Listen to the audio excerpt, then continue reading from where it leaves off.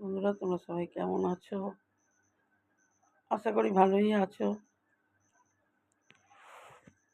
আমরাও ভালোই আছি, কিন্তু মনটা ভালো নেই। আজ হচ্ছে জ্যৈষ্ঠ মাসের অমাবস্যা, ফলহারিণী মায়ের পুজো। এই পুজো আমাদের বাড়িতেও হতো, কিন্তু এখন আর হয় না, তাই মনটা খুব খারাপ। এই পুজো প্রথম শুরু হয়েছিল আমাদের বাড়ি বৈশাখ মাসে, কেননা আমার মেয়ের 2.5 বছর বয়সে খুব শরীর খারাপ হয়েছিল। তো ওর বাবা মানসিক করেছিল, সেই মানসিক পূজা হিসাবে বৈশাখ মাসে প্রথম শুরু হয়। এবার 4 বছর মানসিক পুজো হিসাবে হয়, তারপরে এটা কন্টিনিউ হতে থাকে। এই জ্যৈষ্ঠ মাসে অমাবস্যাতেও হতো পুজো।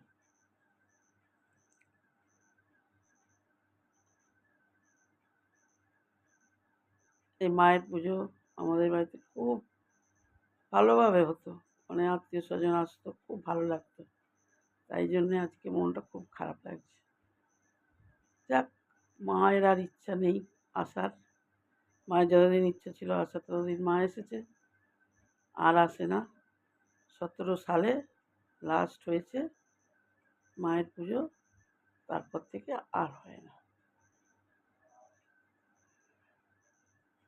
এই ফলহারিণী মায়ের পুজো করেছিলেন ঠাকুর রামকৃষ্ণদেব। মা সারদাকে, নিজের স্ত্রী মা সারদাকে ষোড়শী রূপে কালী পুজো করেছিলেন। তারপরেও তিনি দক্ষিণেশ্বরেও পুজো করেন। এখনো পর্যন্ত দক্ষিণেশ্বর, বিভিন্ন রামকৃষ্ণ মঠে এই ফলহারিণী মায়ের পুজো হয়ে থাকে। ফলহারিণী মায়ের পুজো করলে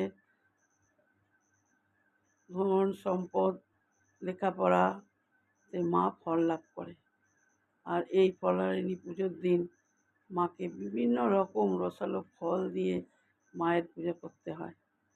এখনকার তো জ্যৈষ্ঠ মাসে মানে সব রকম ফল পাওয়া যায়, রসালো ফল, আম, জাম, লিচু, কাঁঠাল, সব রকম ফল দিয়ে মায়ের পূজা করতে হয়। এখনো পর্যন্ত এই মায়ের পুজো হয়ে আসছে। বিভিন্ন বিভিন্ন মাসে, বিভিন্ন তিথিতে মা কালীর বিভিন্ন রূপে, বিভিন্ন নামে পুজো হয়।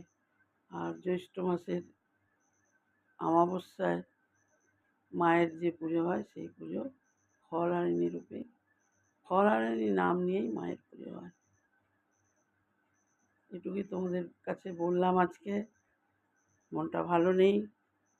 জয় মা কালী মা, সবাইকে ভালো রেখো, সুস্থ রেখো সবাইকে।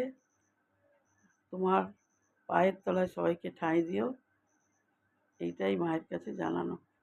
মা যেন জগতের সবাইকে শান্তিতে রাখে।